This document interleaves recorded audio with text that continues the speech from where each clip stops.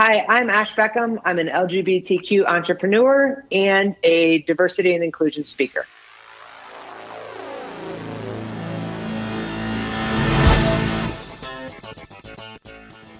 Hello, Out Bosses. Rhodes Perry here, and welcome to this week's episode of The Out Entrepreneur, a weekly podcast where I get to interview today's most inspiring LGBTQ bosses crushing it in business. And on this week's episode, I am super excited to be interviewing Ash Beckham. So Ash, welcome to the show. Are you ready to inspire fellow Out Bosses? I'll give it a shot. Thanks for having me, Rhodes. Oh my gosh, no doubt. You've got this. A little bit about Ash, if you're not familiar. She is a professional speaker, a quality advocate, and self-proclaimed chronic oversharer. I'm excited to explore that part. She is no stranger to hard conversations. In her work, she shares how coming out as a lesbian helped her appreciate our common humanity and better understand the hardships that we all face. This equality advocate mixes personal experience and wisdom to help everyone bravely face their demons. Ash, everything that is in your bio, really, it just exudes out entrepreneur. So you're such a perfect fit for being on the show. And, I was hoping that you could kick off and share a little bit more about how you ended up on the stage, sharing stories about being a part of the LGBT community and how that's led to, being at conferences and other events that are focused on diversity, equity, and inclusion.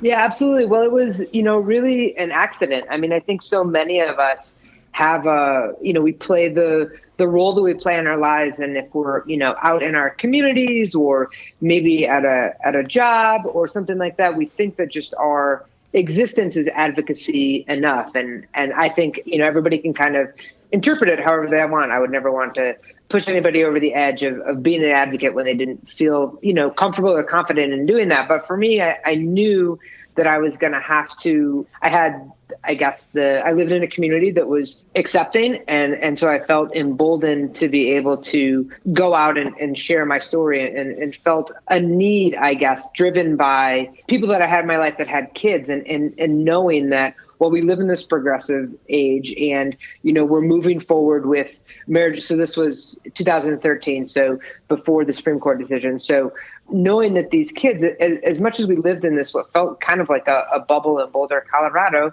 the people were still using the word gay in a negative way, almost unknowingly. People that claim to be allies were saying it in a pejorative way and not really understanding that nuance and the need to really understand the hurtful language that we're using. And so that was kind of the beginning of the inspiration. And I was lucky enough to get involved in the speaking community in Boulder and did a small event called Ignite Boulder, where you do 5 minutes auto advancing slides every 15 seconds. It's a great speaking introduction event, really loose and amateur speakers, really. People they wanted to share their stories. And I had actually gone in December of 2012 and saw this guy, and he spoke about his ups and downs with weight loss. And Boulder, nobody in Boulder does that. Men never do that. And this guy was just so authentic and real and just inspiring by being so open. And I had this sense of I want to evoke that emotion in people. And then about 2 months later, they opened up applications and I did that. And then, kind of took off from there. That got some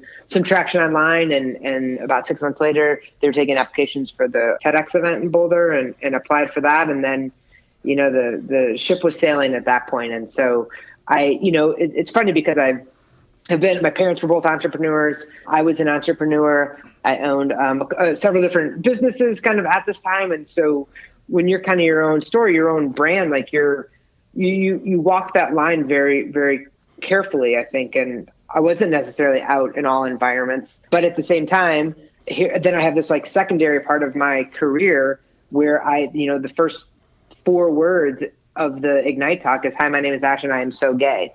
So there's no, people knew what they were getting when they got me. That's what the stories were. So for a long time, I kind of lived this, I was a professional gay and then navigated with a little bit more nuance in my other businesses because that's not what I was doing. Right. And that wasn't really what my brand was. And so that, was I had, 1 foot on the dock, 1 foot in the boat for a couple of years there while I was getting my feet under me. Oh my gosh, there's so much in what you just shared. So I definitely want to go back to the brand piece and kind of walking that line carefully.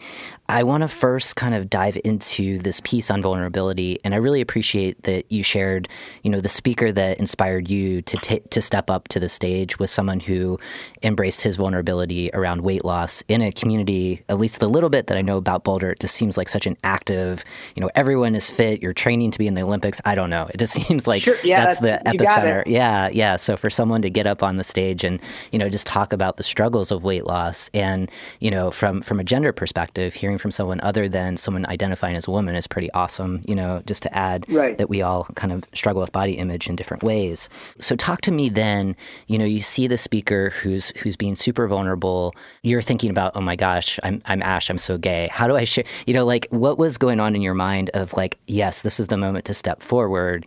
And how did you, if you did, I'm imagining if I were in your shoes, I would, but I don't know, I'm not going to presume, but if you did have fear about, sharing this part of yourself with thousands of people in a room, how did you kind of work through that? How did you get through and recognize if you too were being vulnerable in this space that it might change hearts and minds? Like, how did you get to that place?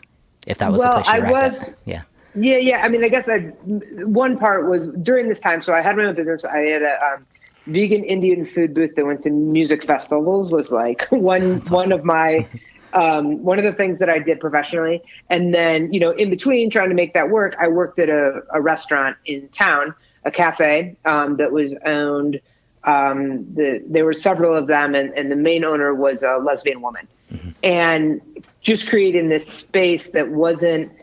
It was kind of the first time in my career, my professional life in any capacity, really, where there was it wasn't just a gay space, right? There was a space that was open, that was welcoming to everyone, and that kind of sense of inclusion and kind of like this big hug that you got when you walked in the door by the owner because the owner was gay. It was kind of this like common understanding of like, you're safe here. This space is safe. And so I feel like to even start this conversation, the impact that we have as LGBTQ entrepreneurs is to give the people that work for us a springboard and the confidence to know that their job isn't at risk and to really value the individuality that they bring because of that and where we can go and what we can do when we begin at a safe space. I don't think we can overstate, right? Yeah. So it's not even externally how we inspire people or what we demand of our vendors or our clients, but it's we become this fertile ground for people to really step into who they are without that fear. So because it was, Boulder's not that big of a town. And so I had, friends there and this restaurant, there were just people that stayed for years and years and years because it was such a great community of people. And so I felt really supported and confident in who I was within the community. And I'd lived in Boulder for probably 15 years at that point. So I really had a sense of self, like my feet were on the ground. I was, out in all aspects of my life. I feel like I had a really strong community. So that was kind of where I was coming from. And so then there was this need to do more. And I think when you come from this place where you have this strong sense of self and that begins, we really, that we can kind of launch into, we knew who we are in the community. And I felt, genuinely and honestly that people had my back. People in the community had my back, right? Mm-hmm. So I feel like I could go into it, but I still, we there was a group of people that got together of all of the speakers that were going into this Ignite thing. And I knew that if I was going to get up in front of my community and share something, it had to be something that I was passionate about. And knowing that Boulder is a pretty progressive place, having the conversation about marriage equality was moot, right? Like, everybody was on board with it, right? Even if they religiously didn't agree with it, like the public sentiment was that something that we should do. I mean, the woman who was the person that was signing the marriage documents opened at 12:01 on the day that it became legal. Like Boulder was on board, right? They were ready to go. But then there were these other problems. So again, I knew it was something I was going to have to be passionate about, and it really wasn't going to have to be about me. To be the center of it, I think was going to be hard. So I went in and, everybody talked about what their topics were. And we kind of, these are the people that are doing the Ignite talk. And so, you have 5 minutes. And so everybody goes around and I was pretty nervous and it was pretty tech centric. So there was a lot of kind of tech in there. So, and I went in with actually a clipboard and paper to take notes. So I already kind of felt a little bit out of place, but I kind of gave my version of this, explaining to people why to not use gay as a pejorative and how that affects people. And I gave it to this room of people, maybe 10 other speakers and 5 other people that were kind of coaches, I guess. And it was just silent. Wow. And I was like, oh no, Yeah. I really, overstepped bounds, and that's what this is about. And I didn't want it to be political. That wasn't the intention. And so there was, this, what felt like eternal pause. And what it was everybody was just really moved by it. Wow. Of being able to, of me sharing the story of like, this is why it matters. This is why saying something is so gay matters, and how it affects me and how it makes people feel and how it affects kids, and the fact that, that we can use humor and make light of it. And when we come from a place of strength and self-confidence, that humor can be pointed, but not condescending, right? There isn't this idea of, it's like people just don't know. And then when they know, then it's kind of their decision if they want to make different choices or not. But we can't blame people for not having the lived experience that we have. And so kind of coming from that perspective was just a fresh look at D&I, really. And something, and it's like snappy, it's 5 minutes. And so that was kind of the beginning. So I was pretty, I was nervous in the beginning, but I had this incredibly supportive group of folks that kind of coached me through what I needed to, how to convey the message. And they were incredibly kind. And, I was very amateur in the speaking world, and they kind of held my hand through the whole thing. And then when I gave it, of course, certainly I was nervous, but it was a room of 1,000 friends and family. I mean, most of the people in the room, if I hadn't met them at some point in my life, I had passed them on a trail or seen them at the grocery store. Like it was just a very like-minded group of folks, and they just wanted you to succeed, and they were excited to hear what people had to say. And the response was incredible. I felt so lucky and so caught by my community. You kind of like take that step and you don't know if the net's going to be there. And it was, and I was so grateful for that. I really love how you described the audience just being completely silent, and you're kind of like the mental gymnastics of like, what is going on in this room?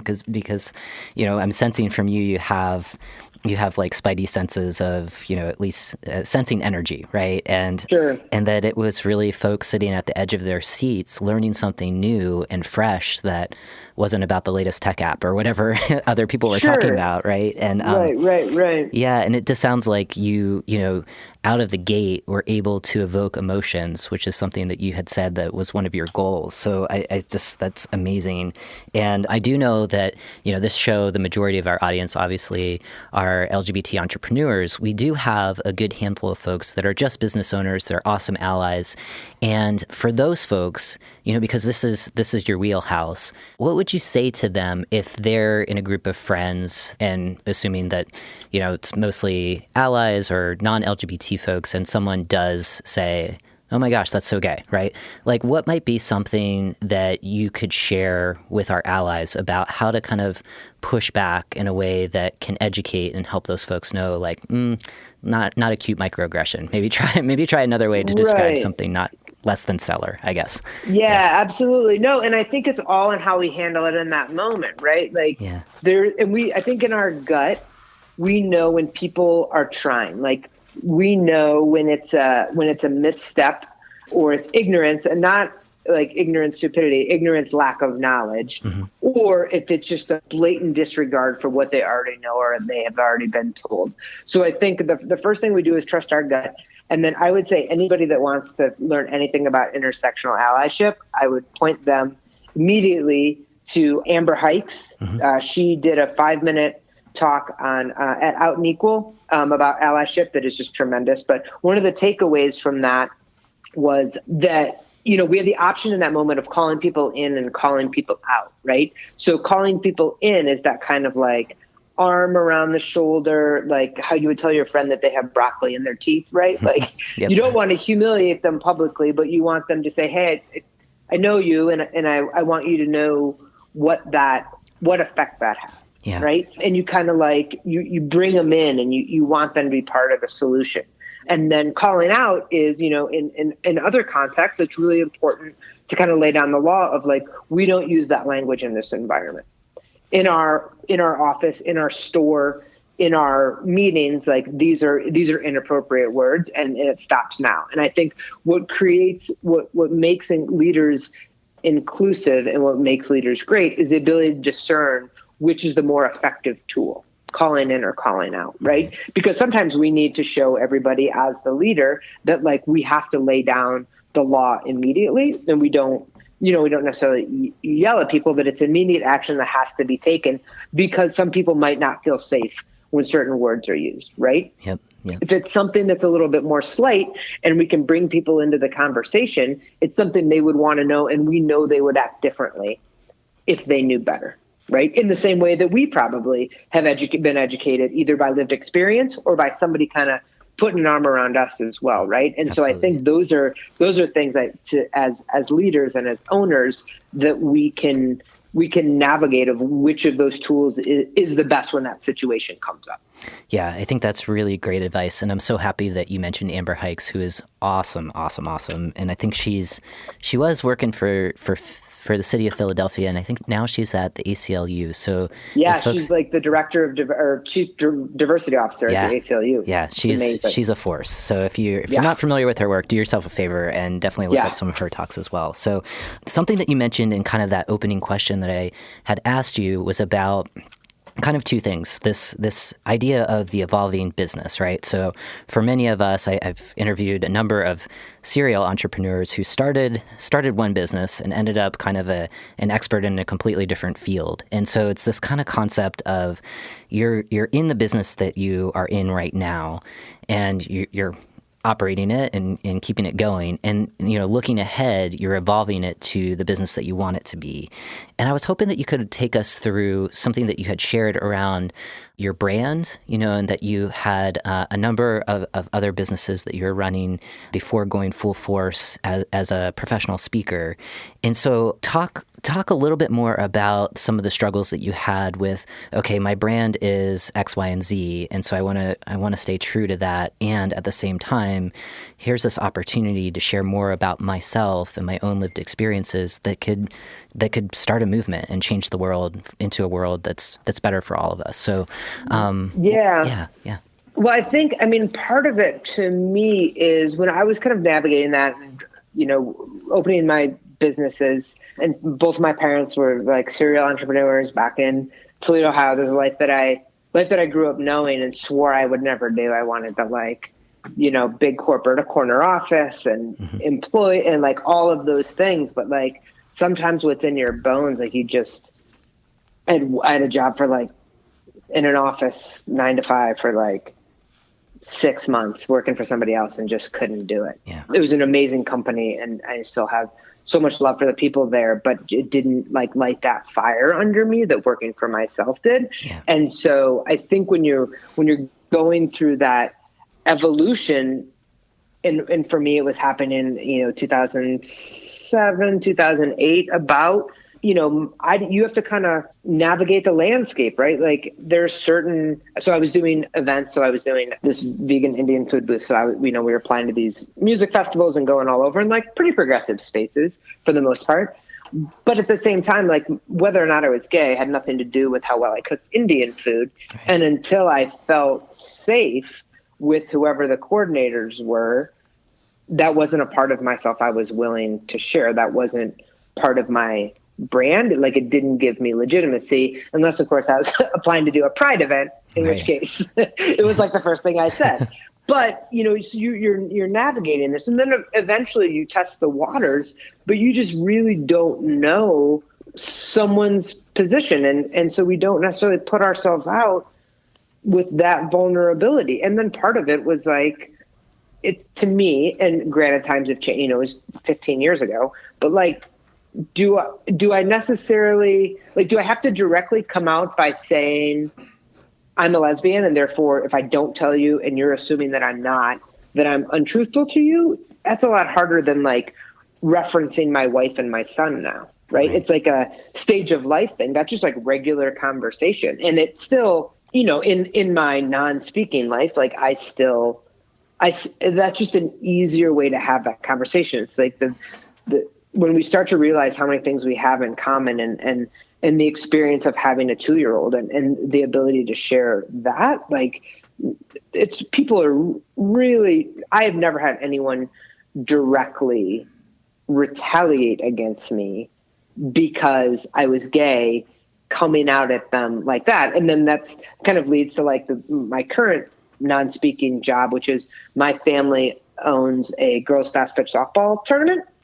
Right and on. So then people get a little bit, then all of a sudden it's like, and it's back in the Midwest. And so there's challenges that come with that and not knowing all the places that people come from, right? It's not like I know Boulder pretty well, but and I know Toledo where I grew up, in Ohio and Columbus where we host most of our events. But, you get into some rural areas and those are different opinions. And again, that's like, there's nothing to do with my ability to run an event. But if we're talking about, working with people's kids, then they get a little bit sketched out. They worry, it's a different level. And so that was a part for me that was really hard. I mean, I didn't hide it, but I certainly didn't put it on the front page of our e-newsletter, right? Should I have to? Do I have to do that? It was this really, really hard balance. So Ash, I really like what you're saying on this piece. And, something that stood out for me and what you just shared is this piece around safety. And if safety is present, there's a sense of trust and you're more likely to be vulnerable in sharing, important aspects of who you are. If the safety piece, if you're still trying to assess, right, like when you had your vegan Indian food booth and you're working with a potential festival and you're not sure of the organizers, like if they're LGBT friendly or not, you're not, that safety isn't there yet, right? And so It's not going to impact how awesome your Indian food is, but it can impact how you show up, right? And that's such an important element. And I know that in the business that you've created today, inclusion, that's what you talk about is diversity, equity, and inclusion. So, you live and breathe it. What's one way in how you're building your business now that you're mindful about how you choose your work, if you hire contractors, if you hire staff, how you embrace, the practices that you talk about around diversity, equity, and inclusion? How do they show up in your business?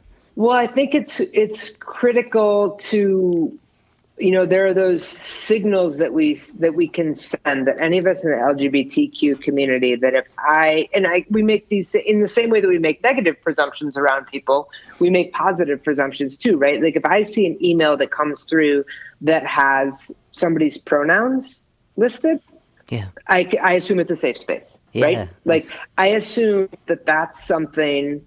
And so as a company, how do we put that in as part of our signature to our emails, right? And then I work with an organization that the JCC locally who had this initiative. And so they didn't just put the pronouns there, right? They put the pronouns there. And then in every signature of the people that work in their organization, there's a link about explaining pronouns, right? So it's not just this it's not just a signal that's like this, smoke screen that, you can see that you're safe if you identify and that indicates safety to you. It explains to you why that exists and it furthers the knowledge for everyone. So I feel like we have the responsibility to just be more forthcoming. And for me, I got to the point where I couldn't, my biggest fear was that people wouldn't attend our event, that I would lose business if I was out. Obviously. Yeah. I was lucky enough that I was an entrepreneur, so I wasn't going to lose my job, but I could lose the company, right? If we played it wrong is always the assumption, but my experience has been just overwhelmingly, and it's hard, you don't see it when you're in it, but retrospectively has always been the more honest and forthcoming I have been, the more positive the result. Yeah. And the more I try to hide it and the more I try to navigate it and the more I try to micromanage it and protect it, the worse it gets. Yeah. Because you have to think of what you said. Well, which of these people have I come out to? Who knows that I have a wife? You have to remember so many stories or versions of it or you're coming out over and over and over again where if you're authentic and forthcoming in the beginning, it makes it a lot easier. And again, it doesn't mean that it's relevant, and it isn't this like, the time you called your parents and said, "Hey, I'm gay." It's in the conversations that we have, right? And the inclusiveness of our conversations, and how we just explain what our lives are like. And when we start to build these relationships with people professionally, we're inevitably talking. I mean, just how we started our conversation. How's the weather? What's going, we just have these conversations. And when we reference the people in our lives or our experience without fear or shame, that's how we get into the conversation. I don't have to tell somebody what it was like the first time I kissed a girl. If they asked, I'll tell them. But that's not what it's about, right? It's about, this is what my day-to-day life is like right now. And there's thousands of things it entails. Yes. And right now, a huge portion of it is my son that my wife and I have, right? But in other aspects, you just talk about your life the way you do with anybody, the way you do in a safe space. And then you allow people to make the decision, I guess, if they want to walk away from that. But my experience has been people appreciate the authenticity. And if you're good at what you do, if you're good at your business, that's what they want. Absolutely. They know they can trust you, right? Yeah. And that's like the basis of all businesses is that you stand for something that they stand for, and they know what they're going to get. They know the level of honesty and straightforwardness that they're going to get when they work with you, whether that has to do with your personal life or not. 100%. And it's like what you said, the more honest, the more authentic you are, the deeper the relationships that you can build. And like you said, it yields really great results. And it goes back to like, know, and trust, which is the basics of business, Right. So I want to transition just a little bit and go to talking about, you have a number of really amazing talks. We'll include all of those in our show notes. And I really, really encourage folks, if you're digging this episode, go ahead and do yourself a favor and watch those videos. They're really, really good. So Ash, like, how did you go from the stage to the page? So you've got a book coming out. I love that this episode is being published just about the time that the book is coming out. What was that like for you? How did you get the book deal? Like, what, talk us through how that's changed things for you when it comes to your business, and maybe why that might be a good idea for other LGBT business owners to consider, one, speaking and sharing more about what they do in the world, and two, enshrining it in a book. Give us some inspiration here on this. Yeah, absolutely. Well, to me, I think to start off with, I feel like everyone's voice needs to be heard.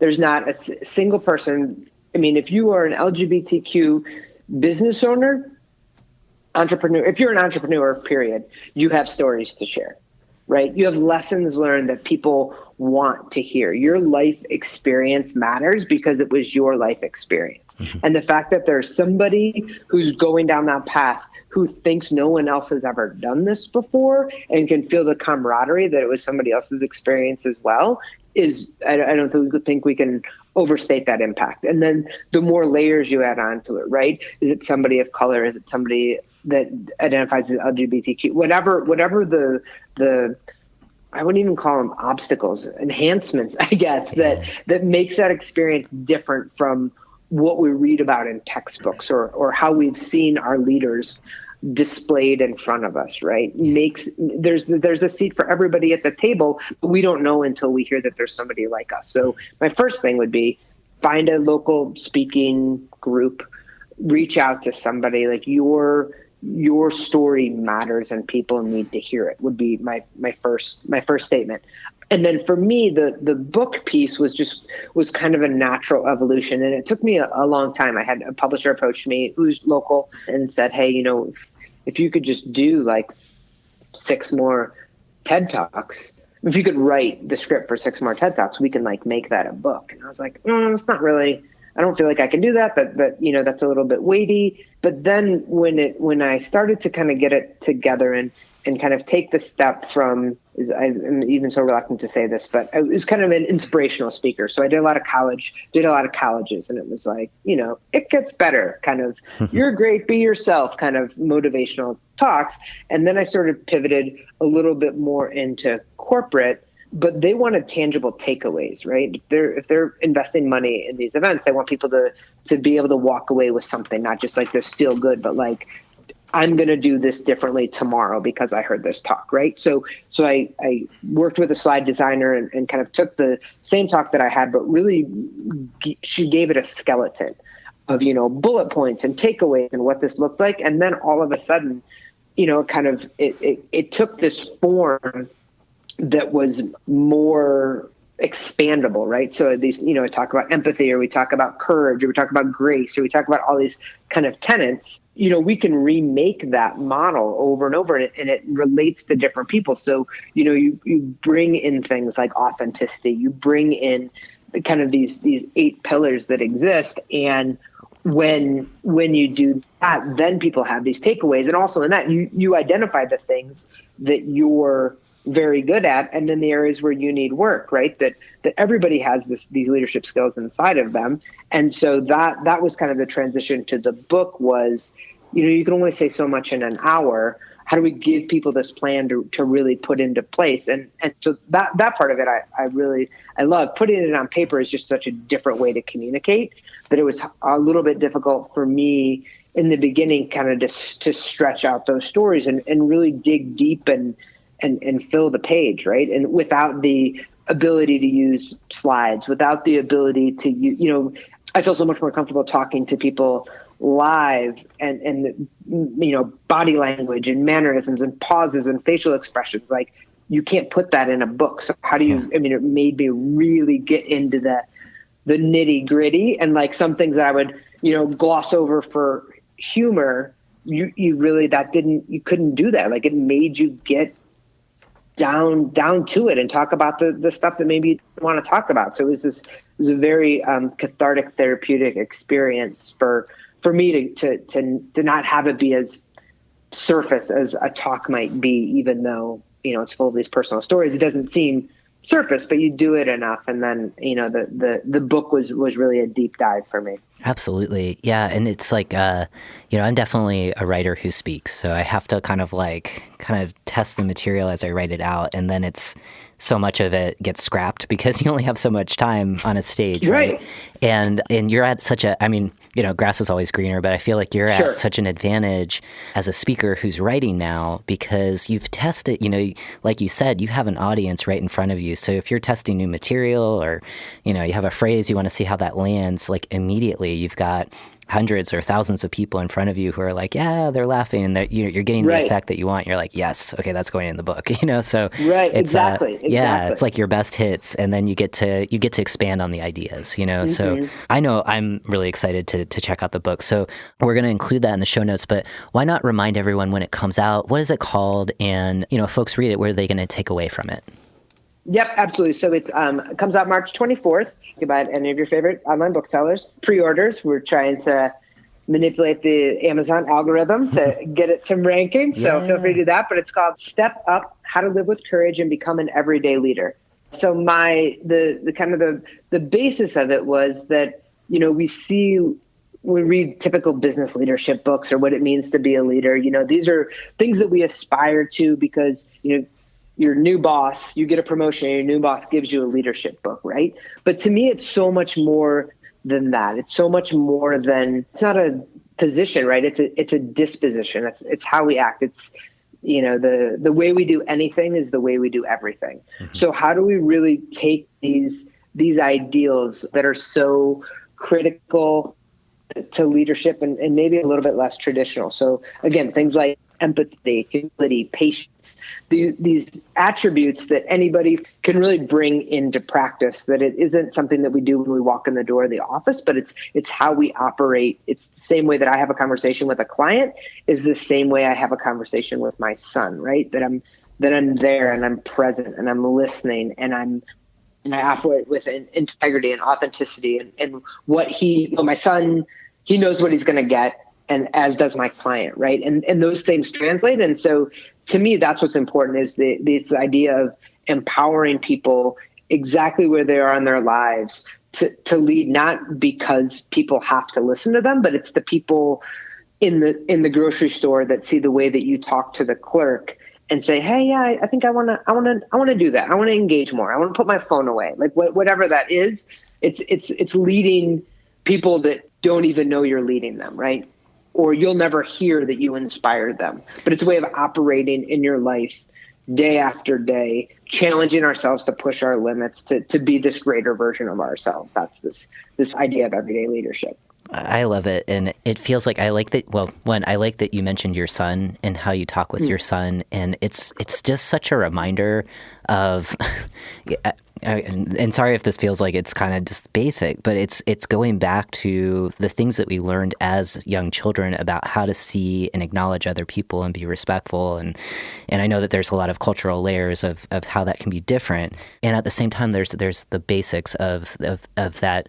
And I love that you talk about empathy, but really being able to step out of your shoes and see the world and the view of the world from a perspective that is not your own.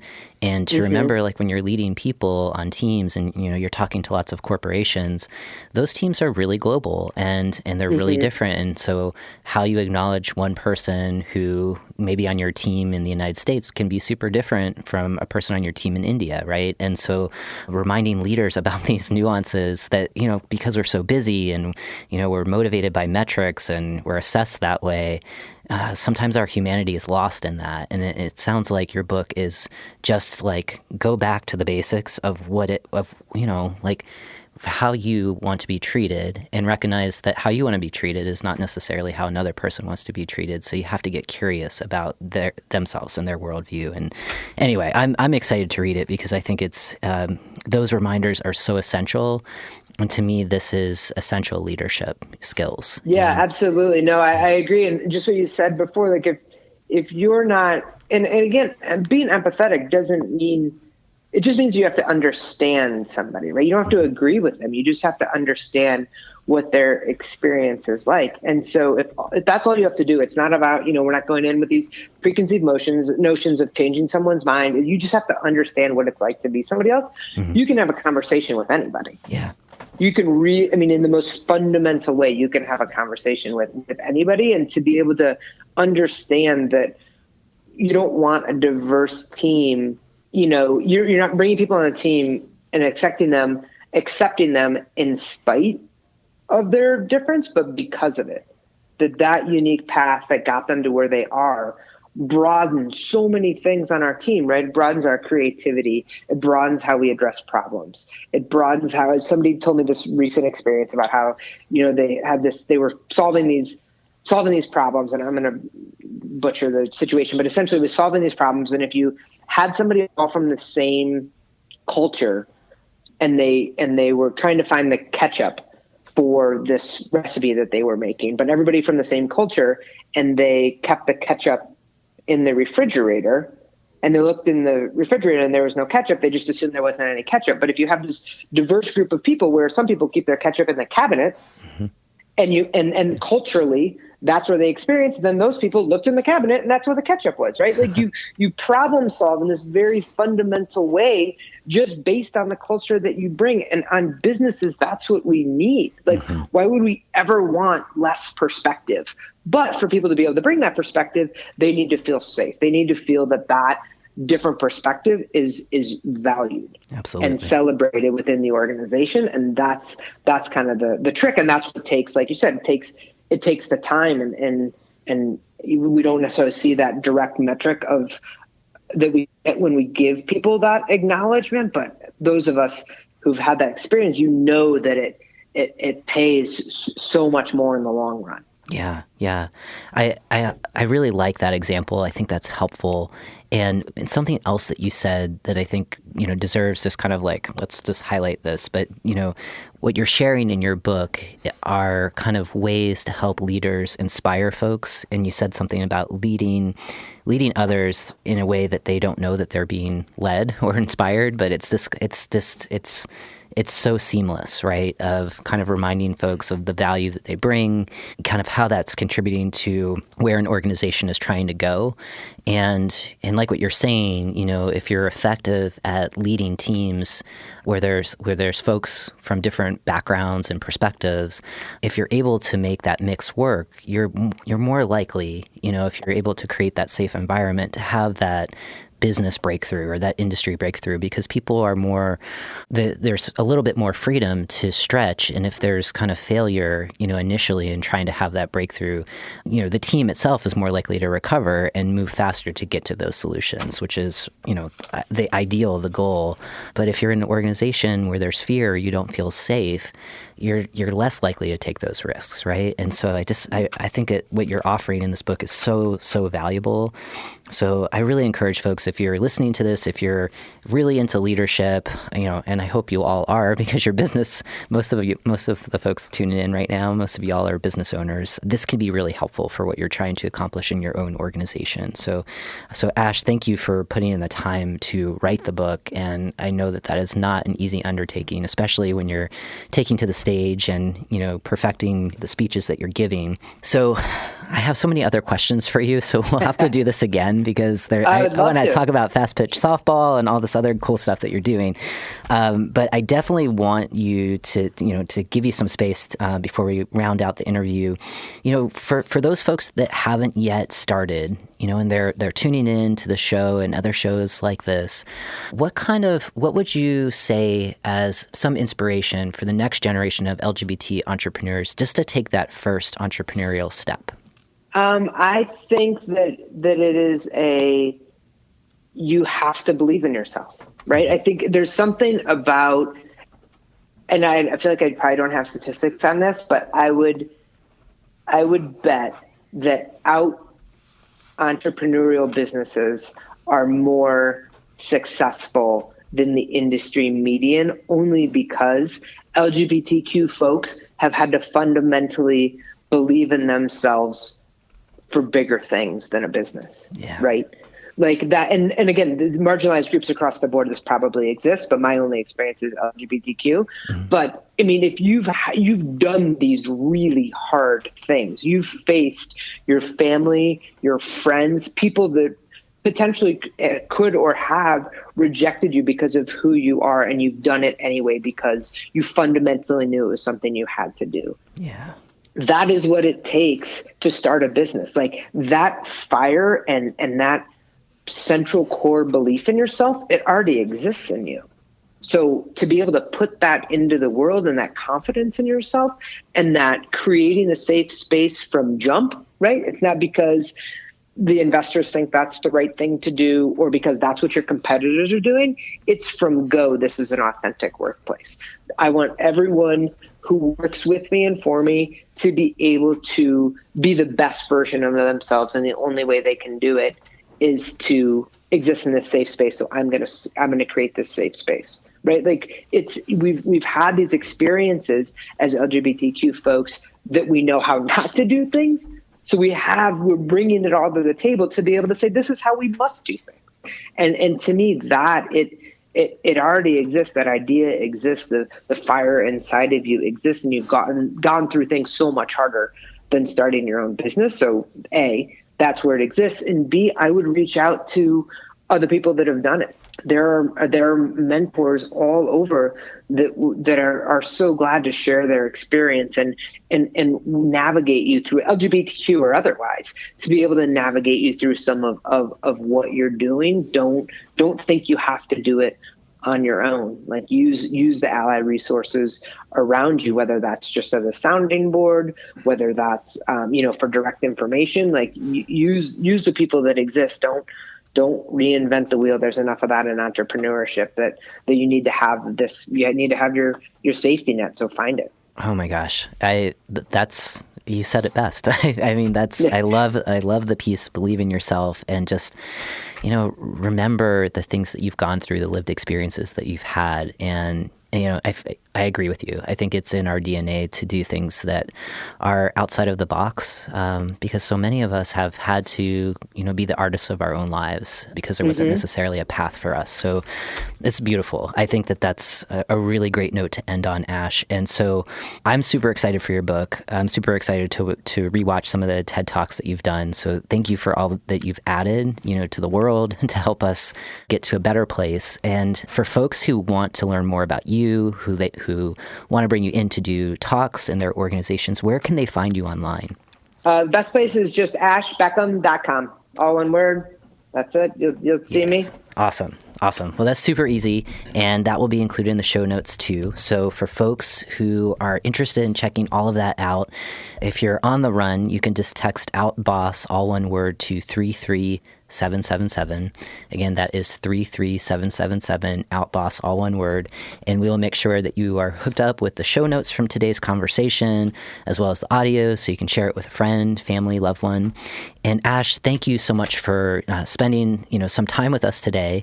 I feel like we're just scratching the surface of your awesomeness. So hopefully, in the next year or so, we can get you back on the show and you can talk about how the book has changed your business and lots of other good stuff. So thank you. Really appreciate your time.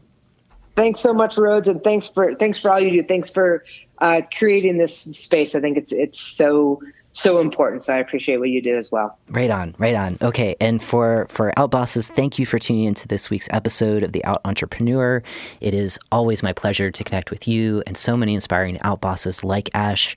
So go ahead to outentrepreneur.com if you're tuning in front of a computer and check out some other shows.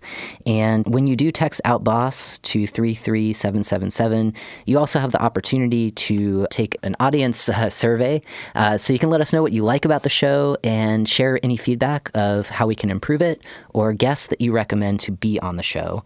And again, be sure to tune in next Tuesday morning for the next episode of the show. And as always, keep being your authentic selves 100% of the time.